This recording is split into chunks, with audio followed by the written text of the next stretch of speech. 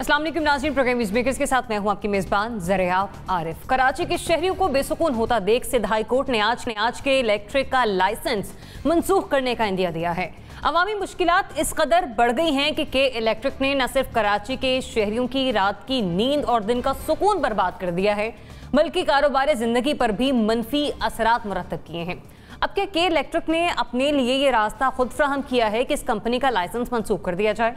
दूसरा यह है कि यूं तो हमने पुलिस के महकमे से मुतालिक गैर जिम्मेदारी, मुख्तलिफ जराइम के केसों में मुजरिमान की सहूलतकारी और ड्यूटी पर गफलत बरतने के हवाले से बहुत से वाक़यात देखे और सुने हैं, लेकिन किसी को मुलाजमत से मुअत्तल होते तो देखा है, बरतरफी हमने आज तक नहीं देखी। ताहम खबरों में लेडी कांस्टेबल की बरतरफी की खबर जब पढ़ी तो बहुत सारे सवालात ने जन्म लिया। अब ये वाक़या था क्या और क्या इसकी सज़ा बरतरफी ही है, इस पर हम प्रोग्राम में आगे चलकर बात करेंगे। फिर ये कि मुल्क में कोरोना के ग्राफ को नीचे आता देख अवाम ने SOPs को खातिर में लाना छोड़ दिया है, और जैसा कि हम पहले भी ईद उल अज़हा और मुहर्रमुल हराम के हवाले से अपने प्रोग्राम में बात करते रहे हैं कि अगर एहतियात ना बरती गई तो हम मजीद नुकसान उठा सकते हैं। हाँ, अलबत्ता पड़ोसी मुल्क भारत की तरफ से कोरोना के फैलाव को रोकने के लिए मास्क ना पहनने पर 2 साल कैद और 1 लाख रुपए जुर्माना रखा गया है। क्या हमें भी इस हिकमत अमली को इख्तियार करना चाहिए ताकि आने वाले दिनों में कोरोना के बढ़ते हुए केसेस पर काबू पाया जा सके? इस पर बात करने के लिए प्रोग्राम साथ मौजूद होंगे सीनियर तज्ज़ियाकार lieutenant general retired Amjad Shoaib sahab. General साहब बहुत शुक्रिया प्रोग्राम में अपना वक्त देने के लिए। सीनियर सहाफ़ी और तज्ज़ियाकार नासिर चौथाई साहब भी प्रोग्राम में हमारे साथ शामिल गुफ्तगू होंगे। एंकर पर्सन और तज्ज़ियाकार मोना आलम साहब भी हमें ज्वाइन कर रही हैं। Mona, thanks for joining us. तज्ज़ियाकार इब्राहिम राजा साहब हमें ज्वाइन कर रहे हैं और सहाफ़ी तज्ज़ियाकार मुज़म्मिल सोहरवर्दी साहब भी प्रोग्राम में हमारे साथ शामिल गुफ्तगू होंगे। तो सबसे पहले बात कर लेते हैं आज सिंध हाई कोर्ट की समाअत के हवाले से। कराची के मुख्तलिफ इलाकों में लोड शेडिंग का सिलसिला अभी भी जारी है और कई इलाकों में ये दौरानिया 12 घंटों तक पहुंच चुका है। दूसरी तरफ नेपरा का ये कहना है कि के इलेक्ट्रिक ने फर्नेसॉल जखीरा ना करने के लाइसेंस की खिलाफ वर्जी की है। अब सिंध हाई कोर्ट ने भी आज कहा कि के पर हर कोई चूंकि उंगली उठा रहा है, क्यों ना इसका लाइसेंस मुअत्तल कर दिया जाए। नासिर चौथाई साहब, कराची की आप बीती सबसे ज्यादा बेहतर आपसे कोई नहीं बता सकता, ये बताइएगा जो सिंध हाई कोर्ट के आज के समाअत के हवाले से रिमार्क्स हैं कि के इलेक्ट्रिक का लाइसेंस जो है वो मुअत्तल कर दिया जाए, आप समझते हैं ऐसा कर देना चाहिए? जी, मैं तो बहुत पहले से कह रहा हूँ कि इसको वाइंड अप कर देना चाहिए। केई को मुअत्तली क्या होती है, क्योंकि इन लोगों ने अपने बेसिक मुआहदे की खिलाफ वर्जी की है और झूठ बहुत बोला है। इतना झूठ बोला है कि कान पक गए। और कहते थे पहले कि हुकूमत गैस नहीं दे रही, हुकूमत ने कहा गलत कह रहे हैं, गैस और फराहम कर दी। कहा बिजली नहीं दे रही, हुकूमत ने बिजली मज़ीद दे दी एक्स्ट्रा, फेडरल गवर्नमेंट ने। तो कहने लगे हमारा सिस्टम नहीं है बिजली को तकसीम करने का। फिर कहने लगे साहब फर्नेस ऑयल का ज़ख़ीरा की जगह नहीं है हमारे पास, वो झूठ साबित हुआ। 1 लाख मैट्रिक टन की गुंजाइश कराची में मौजूद है फर्नेस ऑयल की। फिर उन्होंने कहा कि हुकूमत ताउन नहीं कर रही, हुकूमत ने ताउन की पूरी लिस्ट पेश कर दी कि हमने ये ताउन किया है आपसे। अब इस ताउन क्या चाहिए कि 25 अरब रुपए आपके बिन कासिम की मरम्मत पे हुकूमत ने खर्च किए। 80 अरब रुपए आपको सब्सिडी में एडवांस पेश किए गए, बिल्कुल नजराने के तौर पर कि भाई आप ये ले लो, बिजली दे दो। आपने बिजली नहीं दी। जब से आपका वजूद आया है, कायम हुआ है, आपने आज तक कराची वालों को या जो मुताल्लिका है बिजली नहीं दी, उनकी इंडस्ट्री तबाह की, उनकी सनतों को ख़राब किया, उनकी दुकानदारी ख़त्म की, उनके शॉपिंग मॉल्स को अंधेरा कर दिया, घरों में अंधेरा कर दिया। जजिस के घरों में अंधेरा ज़ाहिर है। अब जजिस भी तो कराची में रहते हैं ना, वो कराची से बाहर से तो नहीं आते, उनको भी दुश्वारियाँ होती हैं, उनको भी परेशानियाँ होती हैं। अस्पतालों में यार ड्यूरिंग ऑपरेशन बिजली गायब। अब सोचें कितने, अब पता नहीं कितने छुपाए गए होंगे, कितने लोग मरे होंगे इस चक्कर में, इस सूरत हाल में। तो मतलब ये कि झूठ पे झूठ, एक झूठ दूसरा झूठ। वो कहते हैं ना कि जाहिल है हमारे शहर में आकर बसे हुए, तो ये पता नहीं कहाँ से आए थे। ये जाहिल कहाँ से आ गए। ये वो ग्रुप नहीं है जिसको बिजली बनाना आती है। अबराज का कोई कारोबार बिजली का कारोबार नहीं है। मैं चैलेंज कर रहा हूँ, मुझे दिखा दे कोई भी कि अबराज ने बिजली का कारोबार कभी किया हो। ये पहली बार है और तजुर्बा हम पे को तैयार चीज़ का। चलें वैक्सीन अगर आप लेकर आ रहे हैं उसकी, तो हम पर तजर्बा कर लें, हमें एतराज़ नहीं होगा कोरोना की। लेकिन ये तजर्बा लोगों को करंट लग रहे हैं, लोग मर रहे हैं, आप बेहिस्सा है, लोगों का कत्ल हो रहा है बिजली के तारों से, आपको कोई फिक्र नहीं है। आप तो कहते हैं 2 साल बाद हम देखेंगे आपको, 2 साल के बाद आपको हम बिजली फराहम कर देंगे। ये वाइंड अप करें जी, इनको ख़त्म करें।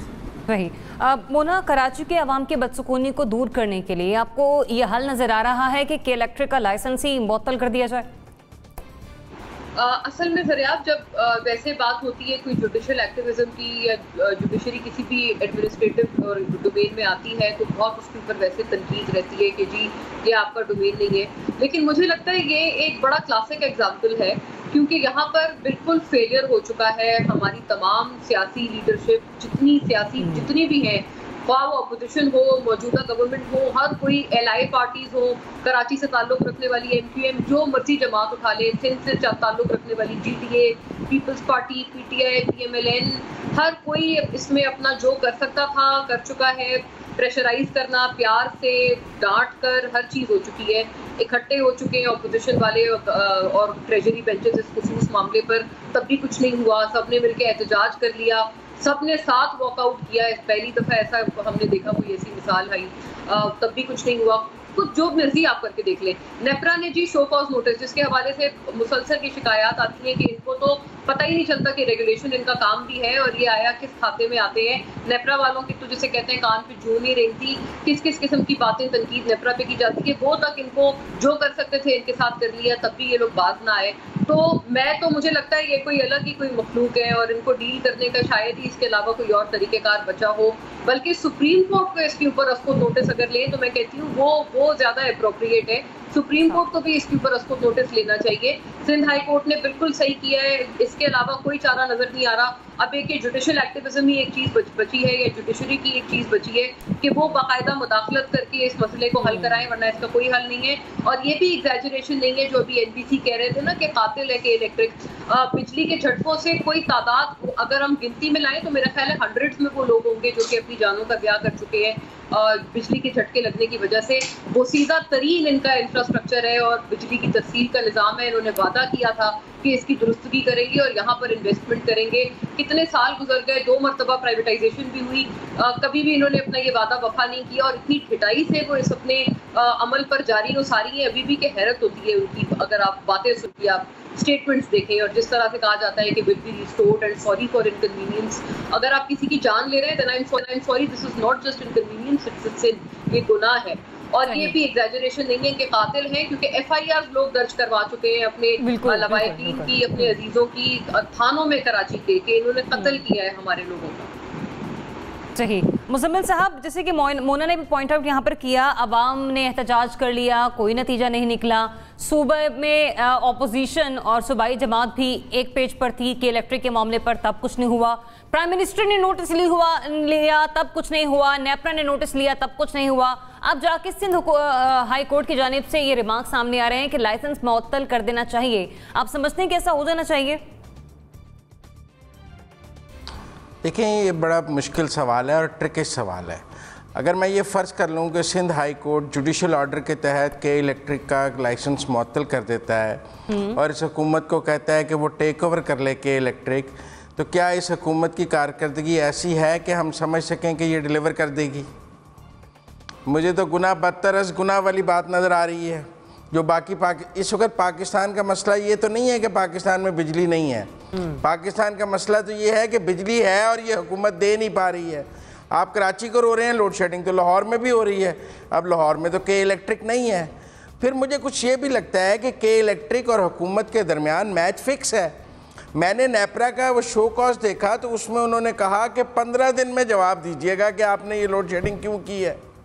मेरा मतलब है कि अब आप जब फरवरी से अप्रैल मई से ये लोड शेडिंग का ड्रामा का चल रहा है कराची में, और आकर आपने 24 जुलाई को शोकाज देने का फैसला किया, वैसे ही 4 महीने बाद, और 15 दिन की उस पर डेट डाल दी, तो अब आप समझ लें 10 अगस्त हो गया। 10 अगस्त को 1 तारीख और ले लेंगे के इलेक्ट्रिक वाले के हमें टाइम ज़रा मजीद दिया जाए इस शोकस का जवाब देने के लिए। 25-30 अगस्त पहुंच जाएगी, इसी में सितंबर आ जाएगा, गर्मी गुजर जाएगी। जब गर्मी चली जाएगी लोग और कराची का मौसम ठीक हो जाएगा और ये जो 6 माह अजाब के गर्मी के थे ये कराची के लोग काट लेंगे तो यकदम हम 15-20 सितंबर को कहना शुरू हो जाएंगे कि निज़ाम ठीक हो गया। आप देख लें, प्रॉब्लम हल हो गया। शोकाज से बिल्कुल बेहतरीन एक ऐसा टाइम गेम है। आप अप्रैल मई से देखें, हुकूमत के इलेक्ट्रिक के साथ फिक्स मैच के तहत ऐसे टाइम गुजार रही है कि किसी तरह सितंबर आ जाए, फिर हम आराम से कह लेंगे कि गर्मी ख़त्म हो जाएगी कराची में, चूँकि वहाँ ज़रा अर्ली वो हो जाएगा और वहाँ शाम को ठंडी हवाएं भी चलनी शुरू हो जाएंगी। एनपीसी अपना एसी ज़रा कम कर देंगे, बिजली के बिलों के खौफ से। और के इलेक्ट्रिक का मैच फिक्स है। सिंध हाई कोर्ट कह रहा है कि लाइसेंस मुअत्तल कर दें, मैच फिक्स है, भी तो देना है ना। फिर क्या करें? मुझे मेरा ख्याल है ये रिमार्क्स को सीरियस नहीं जाना चाहिए। वो ये जुडिशरी से बचाने के लिए ही आज उनको शोकाज किया है ताकि सिंध हाई कोर्ट को ये बताया जा सके कि हमने शोकाज किया है और 15 दिन की हमने उनको मोहलत दी है, इसको आगे ले जाया जा सके। उनको उस जुडिशरी के किसी ऑर्डर से बचाने के लिए आज मेरे ख्याल में शोकाज दे दिया गया है कि सिंध हाई कोर्ट में उस पर हेयरिंग थी तो 7 शोकाज दे दें ताकि वो वहां कह सके कि हम रेगुलेटर को जवाब दे रहे हैं। ठीक है, आप सिंध हाई कोर्ट कहेगा कि रेगुलेटर को एक्शन लें। इससे ज्यादा पे कह रहे हैं कि मैं इसको रिमार्क्स से आगे और मैं देख रहा हूं कि जो नेपरा का शोकाज है वो असल में के इलेक्ट्रिक को किसी भी कार्रवाई से बचाने के लिए दिया जा रहा है और टाइम गेन करने के लिए। मुझे भी तो क्लियर कर देना मुजम्मिल साहब, ये लाइसेंस मुअत्तल कर देना चाहिए या नहीं करना चाहिए? रिमार्क से अगर हट के भी हम बात करें तो मेरे ख्याल में जब तक कोई अल्टरनेट ना हो तब तक नहीं करना चाहिए। ये हुकूमत के पास कोई अल्टरनेट प्लान है? पहले तो ये हमें बताए ना कि अगर इनसे जान छुड़ा के करेगी क्या। मेरे ख्याल में इनसे जान छुड़ा के कोई प्लान 6 माह में दे सके ये सही। जनरल साहब, सारी डिबेट आपके सामने है, अब तक बताइएगा ये लाइसेंस मुअत्तल कर देना चाहिए कि इलेक्ट्रिक का, जैसे कि सिंध हाई कोर्ट के रिमार्क्स हैं आज के?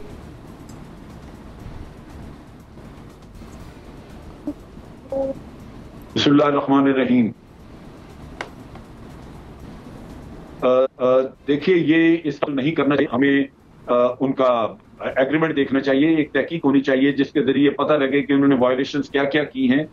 इसमें जो मसला बहुत बड़ा होता है वो ये है कि जिस तरह आपने रेकोडेप का केस हैंडल किया था अदालत के कहने पे और उनका कैंसिल कर दिया, तो बाद में जो फाइन आपके ऊपर लगा वो बेतहाशा था, क्योंकि इनके सब की आर्बिट्रेशन जो है वो इंटरनेशनल कोर्ट्स में जाके ये करते हैं और अगर ये आपको इंटरनेशनल कोर्ट में ले जाते हैं तो ये कोई ना कोई मसला निकाल के आपके ऊपर फाइन डलवा देंगे। लिहाजा काम तो वो बिल्कुल नहीं कर रहे, तकलीफ भी बहुत है। इब्राहिम, आप इस पे अपना एनालिसिस तबसरा दीजिए प्लीज। देखें, आप किस इदारे का लाइसेंस मुअत्तल करेंगे? PIA का हाल हमारे सामने है, पायलट्स तक की जो जाली डिग्रियां हैं वो हमारे सामने आ गई हैं, रेलवे के हादसात पर हादसात हो रहे हैं और अब के इलेक्ट्रिक का मामला भी हमारे सामने है।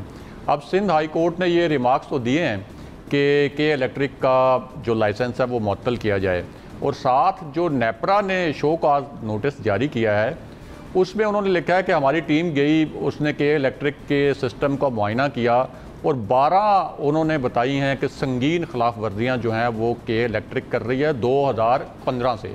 एक तो उन्होंने कहा कि ये एक्सेसिव लोड शेडिंग की जा रही है कि जो बड़ी क़वायदो ज़वाबित के खिलाफ वर्जी है।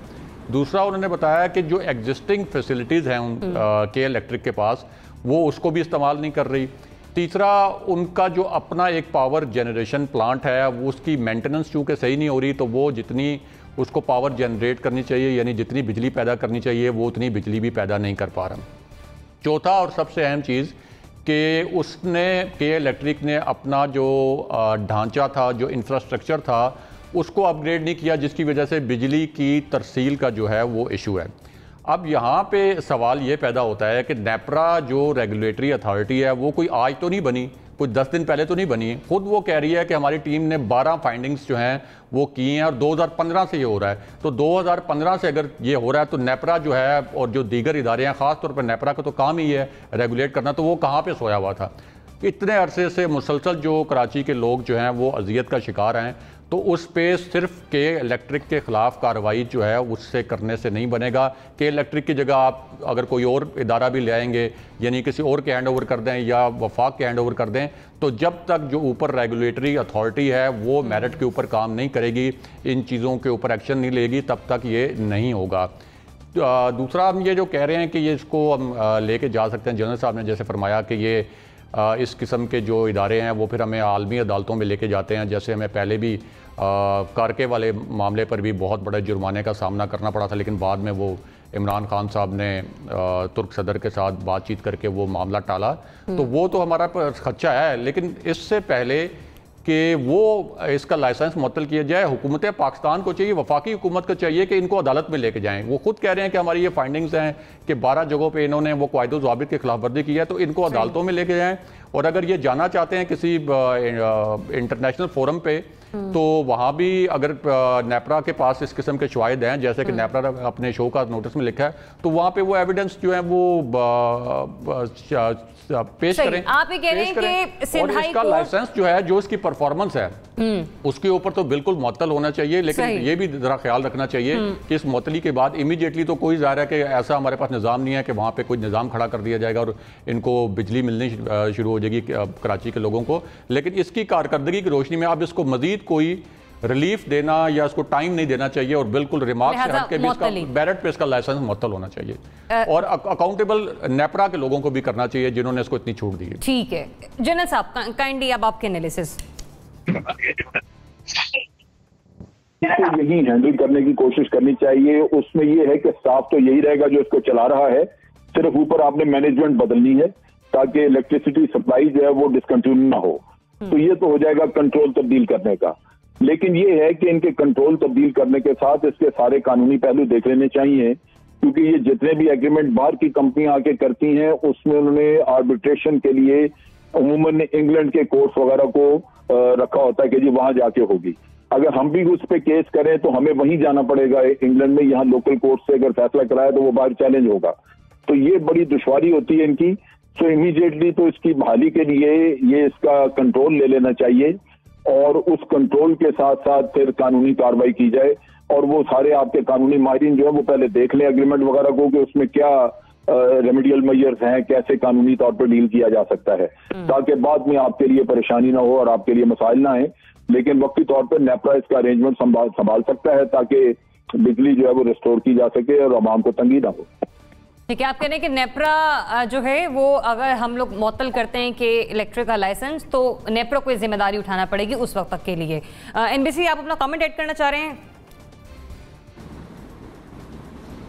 मैं ये कहना चाहता था कि जब नेपरा ने शो कॉज दिया है कि क्यों ना आपका लाइसेंस मुअत्तल कर दिया जाए, तो इसका मतलब है नेपरा पढ़कर आया था एग्रीमेंट को। नेपरा एग्रीमेंट को पढ़कर आया था और ये बताने आया था कि हम आपका लाइसेंस मुअत्तल कर सकते हैं।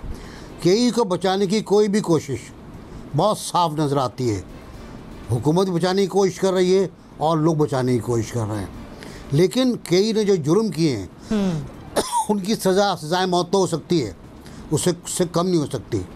जो एग्रीमेंट हुआ है मेरी इत्तला के मुताबिक उसमें केई को कुछ काम करने थे जिसमें से उसके ने 1% भी काम नहीं किया, और जब कई ने काम नहीं किए तो उस पर यह भी लिखा हुआ है शायद मेरी इत्तला के मुताबिक कि अगर ये काम नहीं हुए तो ये एग्रीमेंट ख़तरे में पड़ जाएगा और हम तोड़ सकते हैं और दोनों पार्टियां जो हैं इस सिलसिले में मुत्तफ़िक़ हो जाएगी। तो ये मतलब डराए नहीं हमको किसी भी चीज़ से। लोग मर रहे हैं यहाँ पर, हम मुआहदों पर नहीं जा सकते, हम हलफनामों पर नहीं जा सकते।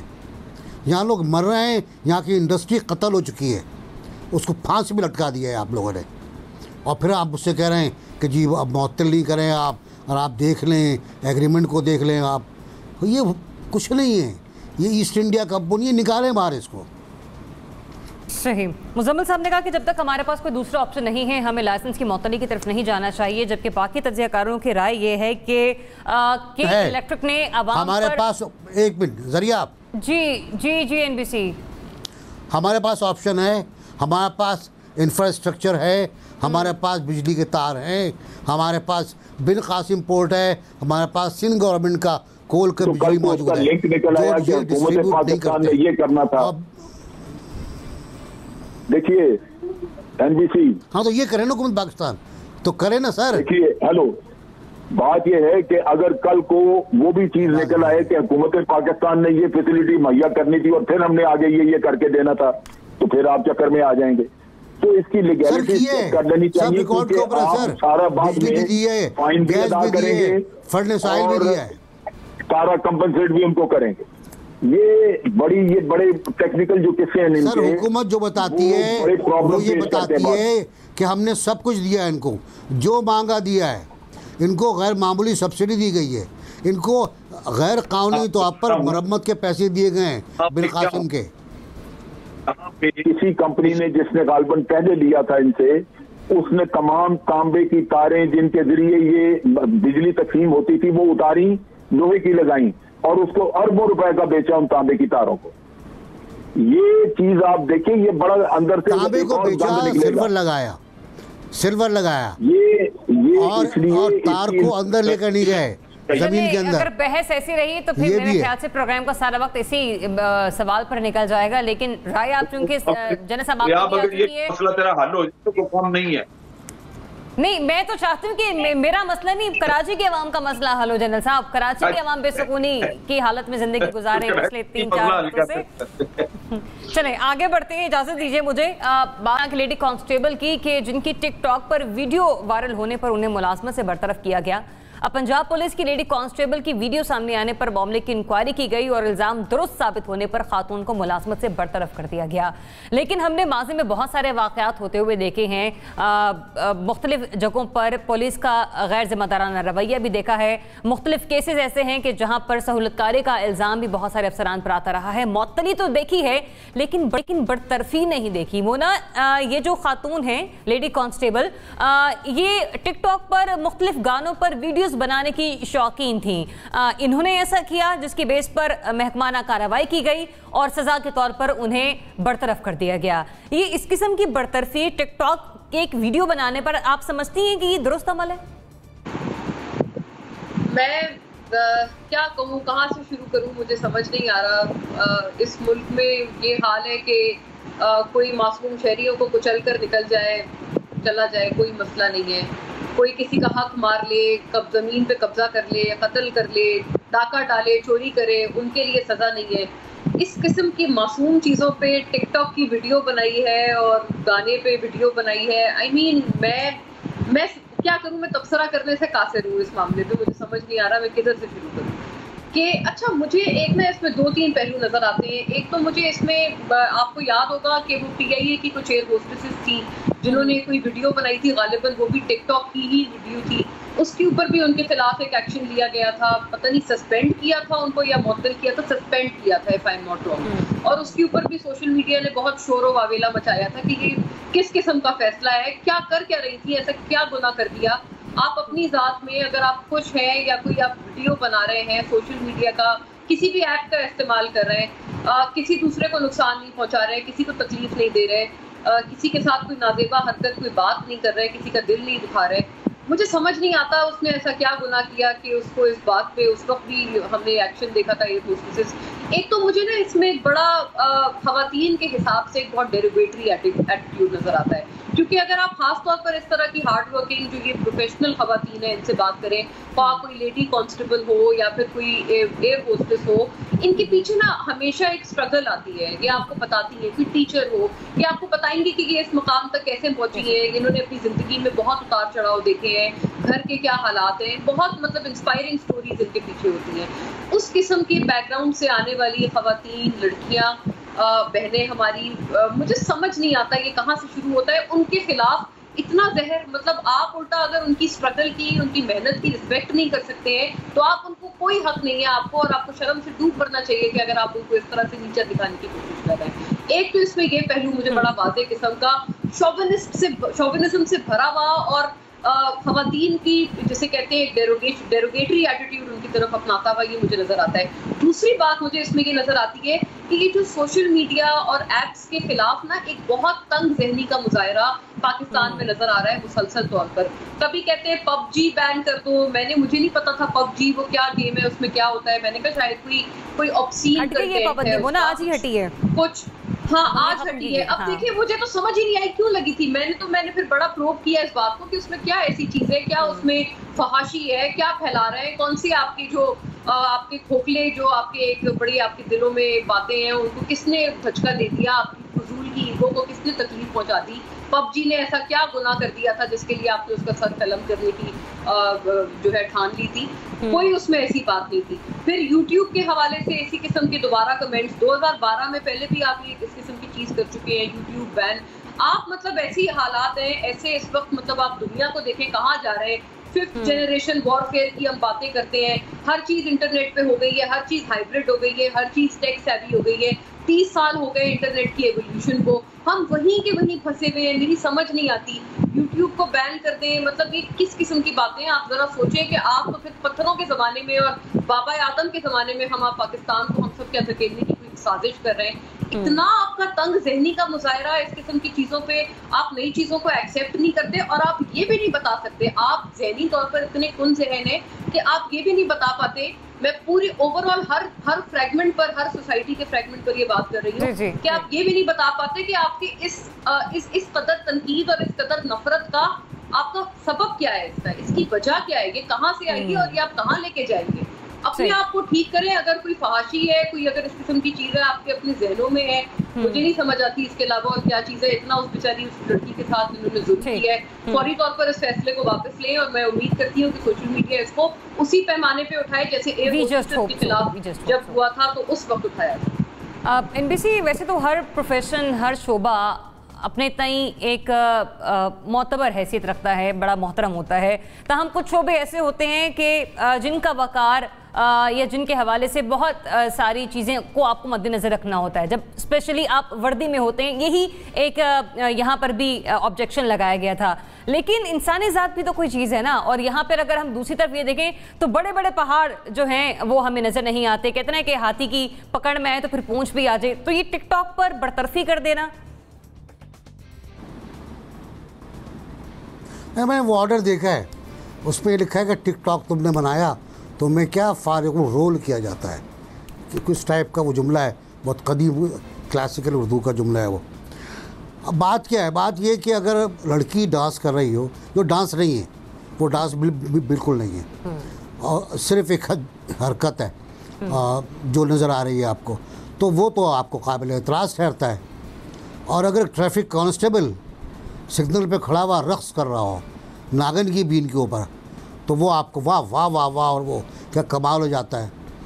एक लड़की अगर जहाज़ से पाकिस्तानी परचम लेके उतर रही है और वो उसको लहरा रही है तो नैब उसका नोटिस ले लेता है और उस पर खैर हम लोग बात करते हैं, हंगामा करते हैं, वो नोटिस वापस होता है। उसके बाद वो टूरिज़म की खातून थी, वो टूरिज़म के लिए काम कर रही थी।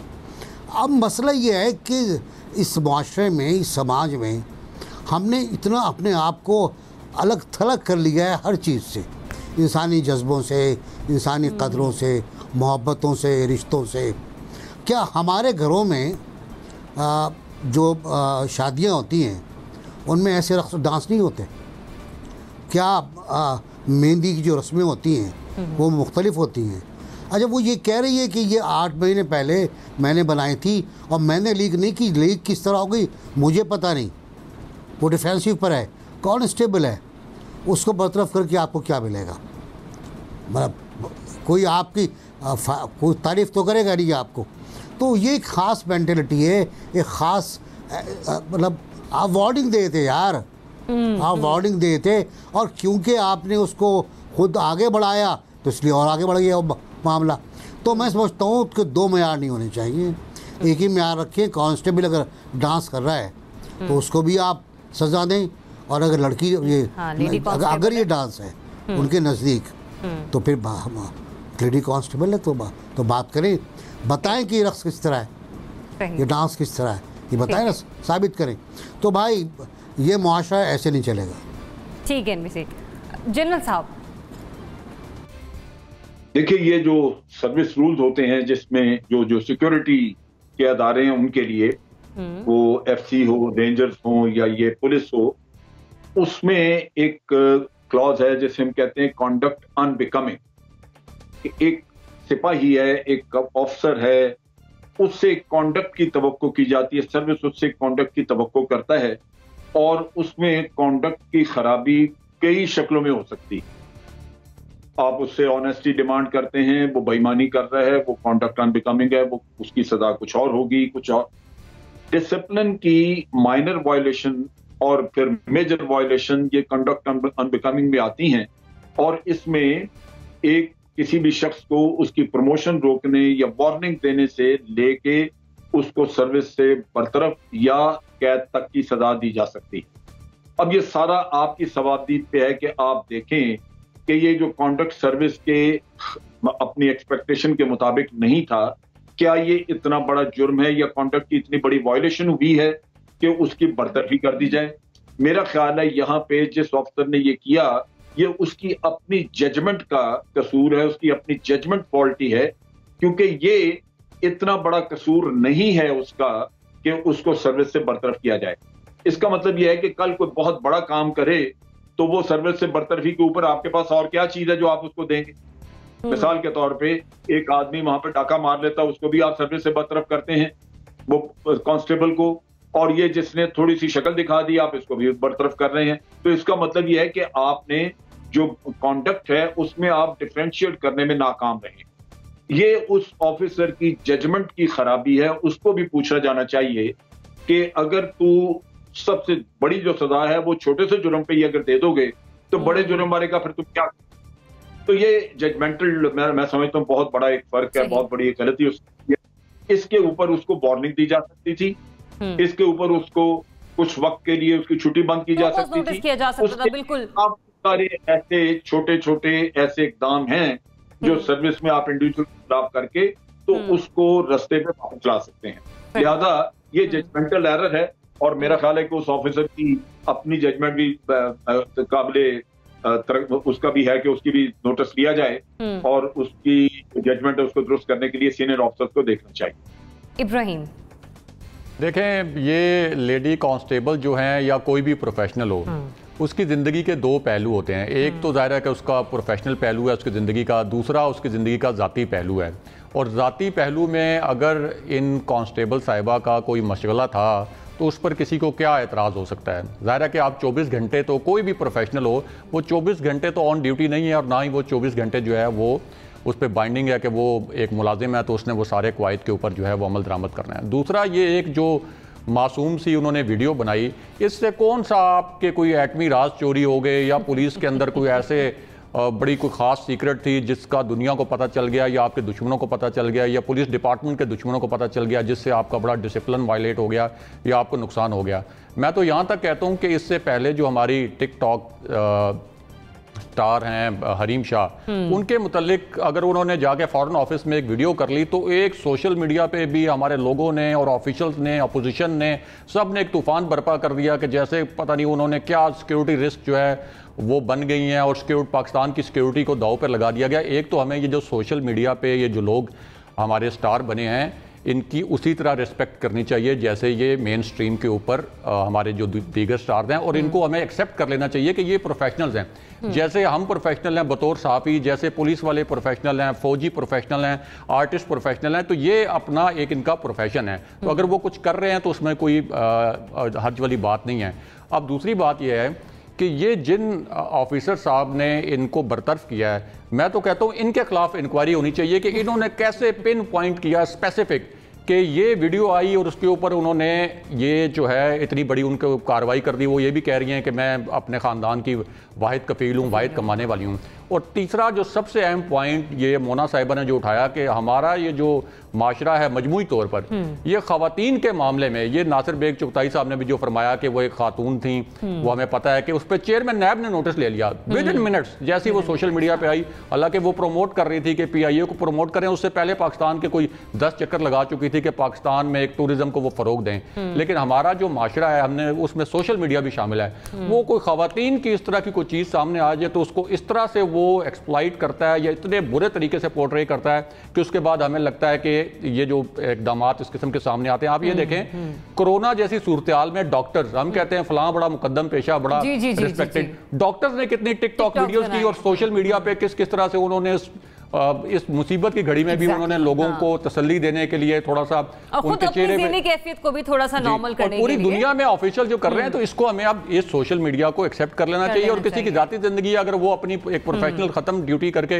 वो कुछ कर रहा है तो किसी को एतराज नहीं होना चाहिए, लेकिन ना सिर्फ इनकी बरतरफी खत्म होनी चाहिए बल्कि इनके ऑफिसर की इंक्वायरी होनी चाहिए, क्योंकि मेरा गुमान है कि ये टारगेटेड कार्रवाई हुई है और इनको किसी खास वजह से निशाना बनाया गया। अच्छा मुजम्मिल साहब, देखिए मैंने इस बारे में मालूमात ली हैं पंजाब पुलिस है। पंजाब पुलिस ने पिछले साल अपनी एक सोशल मीडिया पॉलिसी बनाई थी और उस सोशल मीडिया पॉलिसी के कुछ पैरामीटर्स तय किए थे कि जो उनके ऑफिसर्स हैं या जो भी पुलिस के ऑफिशियल्स हैं, कांस्टेबल्स हैं, वो सोशल मीडिया के लिए क्या नॉर्म्स इस्तेमाल करेंगे। उस सोशल मीडिया पॉलिसी में ये बड़ा क्लियर लिखा हुआ था कि आप अपनी सोशल मीडिया की जो एक्टिविटीज़ हैं उसके लिए यूनिफॉर्म को इस्तेमाल नहीं करेंगे। उनमें यह है कि चाहे मर्द हो पुलिस वाला या औरत हो, वो अपनी को सोशल मीडिया पे कोई चीज़ डालने के लिए यूनिफॉर्म को इस्तेमाल नहीं करेगी। अपने ज़ाती हैसियत में सिविल कपड़ों में वो जो मर्जी सोशल मीडिया पे डाल सकती हैं, लेकिन यूनिफॉर्म को इसमें सोशल मीडिया को इस्तेमाल ना करें। ये पंजाब पुलिस की सोशल मीडिया पॉलिसी बड़ी कैटेगोरिकल लास्ट ईयर इस आईजी ने नहीं पिछले आईजी ने बनाई थी और ये बड़ी सर्कुलेट हुई और सब जगह हुई। लेकिन वर्दी पहन के भत्ते जरूर लें, टॉर्चर जो है भत्ते लें, तशद्दुद के सेल चलाएं, लोगों को अगवा करें, बात कर लेते हैं, उसकी भी बात कर लेते हैं, लेकिन इसके ऊपर ना करें।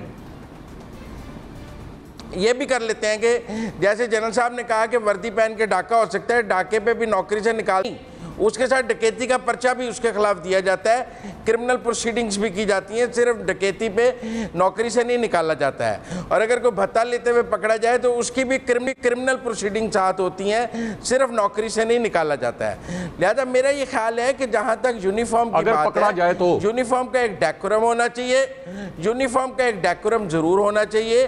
और अगर किसी इदारे ने कोई अपनी सोशल मीडिया पॉलिसी बनाई है और उसमें ये कहा है कि अब मुझे नहीं पता हमारे न्यूज़ रूम्स में खड़े होकर टिकटॉक बनाने की इजाज़त है या नहीं है। अगर हम अपने वर्क प्लेसेस में खड़े होकर टिकटॉक बनाने लग जाएं तो NBC अगर उस न्यूज़ रूम को हेड कर रहे हो तो वो मुझे नहीं पता क्या एक्शन लेंगे उसके ऊपर, या रिपोर्टिंग सेक्शन में चीफ रिपोर्टर हमारे साथ क्या करे अगर हम वहाँ खड़े हों। और अगर हम किसी सेट पर खड़े होकर न्यूज़ कास्टर या न्यूज़ एंकर टिकटॉक बनाने लग जाए तो वर्क प्लेस का एक डेकोरम तो अपनी जगह मौजूद रहना चाहिए। और मेरे ख्याल में ये नहीं कहना चाहिए कि वर्क प्लेस का डेकोरम जो है वो आप बिल्कुल तबाह कर दें और जहां भी आप काम कर रहे हैं वहां पे आप साथ सोशल मीडिया एक्टिविटी शुरू कर दें। ऐसे हैं जो कई कर रहे हैं, बहुत सारे को एंकर ऐसे अगर कर भी रहे हैं तो ठीक नहीं है ना। वर्क प्लेस का अपना एक डेकोरम तो मौजूद है ना, वर्क यूनिफॉर्म में हो रहा है और वर्क प्लेस का एक डेकोरम तो रहना चाहिए। उसकी एक मेरा मतलब है उसकी एक उसका डेकोरम से तो इनकार नहीं किया जा सकता। लिहाजा मैं समझता हूँ कि उसके टिकटॉक पे किसी को इतराज नहीं है, यूनिफॉर्म में टिकटॉक बनाने पे इतराज है। सही। और फिर यूनिफॉर्म में सजा के मैग्नीट्यूड पे जरूर बात हो सकती है, बहुत लोगों ने बनाई। सजा के मैग्नीट्यूड पे जरूर बात हो सकती है कि सजा क्या थी और क्या होनी चाहिए।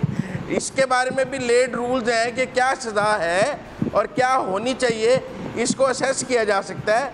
लेकिन इंडिया में भी एक खातून ने, पुलिस कांस्टेबल ने इसी तरह थाने में टिकटॉक बनाई है तो उसको भी नौकरी से ही निकाला गया है। ठीक है, मुजम्मिल साहब ने चूंकि कवानीन जो सोशल मीडिया के हवाले से पंजाब पुलिस के हवाले से बनाए गए थे उसको मद्देनजर रखते हुए इस राय का इजहार किया है कि अगर उनको हम देख के बात करें, पंजाब पुलिस ने अगर उन कवानीन को देखकर ये फैसला लिया है तो पंजाब पुलिस का ये फैसला ठीक है, जबकि हमारे बाकी तज्ज़ियाकार जो हैं उनकी हमदर्दियाँ लेडी कांस्टेबल साहिबा के साथ हैं। वो चाहते हैं इस मामले पर ज़रा नज़रसानी की जाए, ये कोई इतना बड़ा जुर्म नहीं है। अगर इस छोटी सी हरकत पर बरतरफी की जा सकती है तो जैसे कि जनरल साहब ने कहा कि बड़े बड़े अगर काम हो जाते हैं उस वक्त क्या सज़ा दी जाएगी। मुझे बढ़ने एक ब्रेक की तरफ, स्टे ट्यून्ड।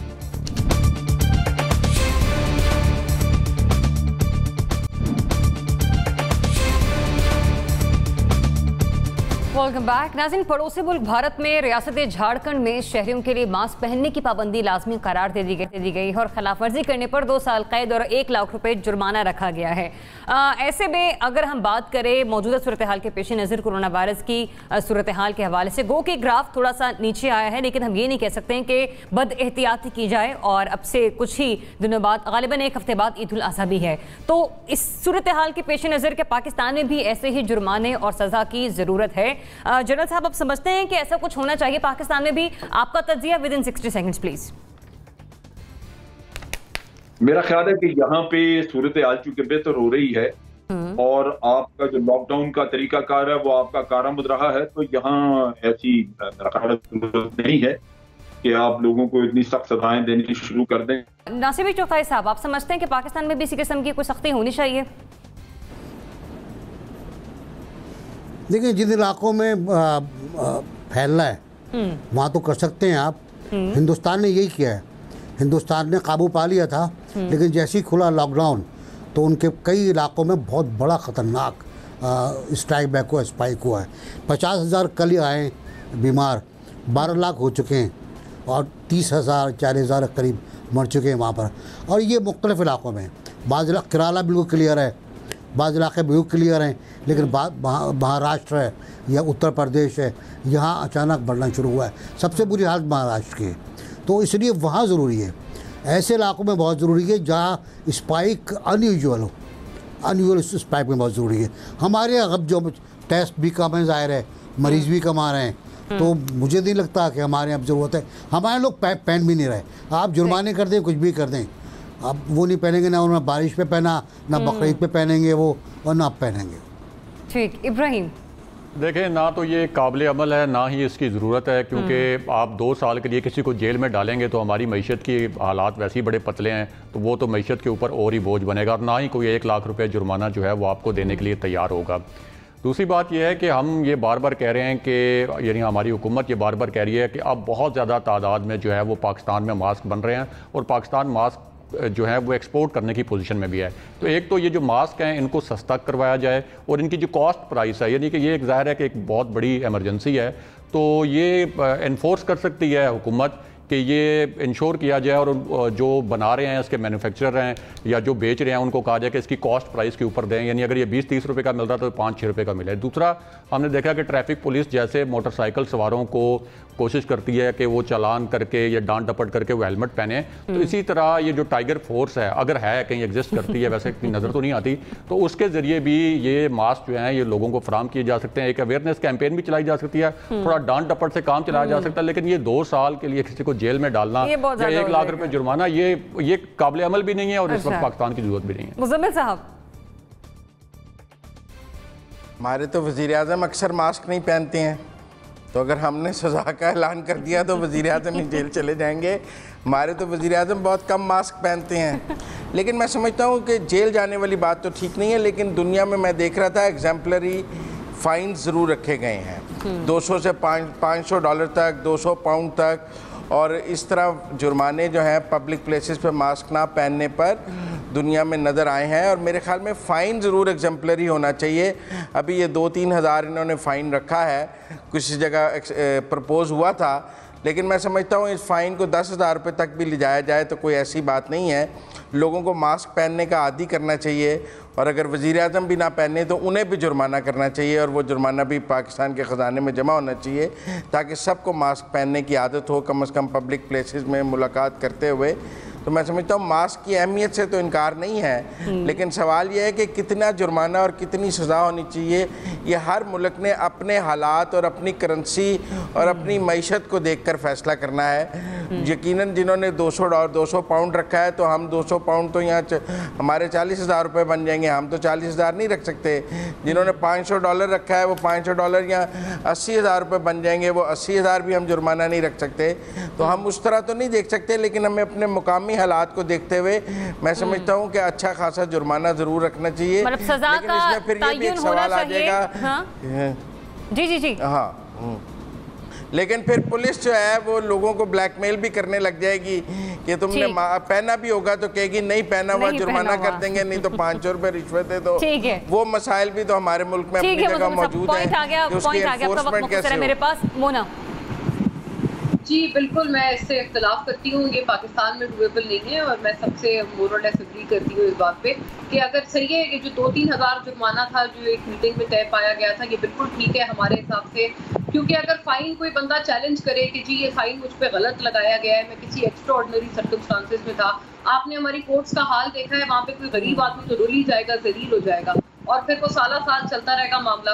तो यहाँ पर तो हमारा ना वो जुडिशल सिस्टम है, ना हमारी वो अदालतें हैं, ना हमारा वो इंसाफ का निज़ाम है कि हम किसी की भरपाई कर पाएँ या उसको कंपनसेट कर पाएँ अगर उसको कोई इन केस गलत फाइन हुआ है। और फिर आपको वो बिल्कुल बात सही है कि वो एक ब्राइबरी का और रिश्वतखोरी का एक नया बाजार गर्म हो जाएगा कि चलो ये जो 10,000 रुपए है, ये जो फाइन है, ये तो साइड में रखो, पहले 500 रुपए तो मेरी जेब में डालो, खर्चा पानी मुझे दो और यहाँ से निकलो।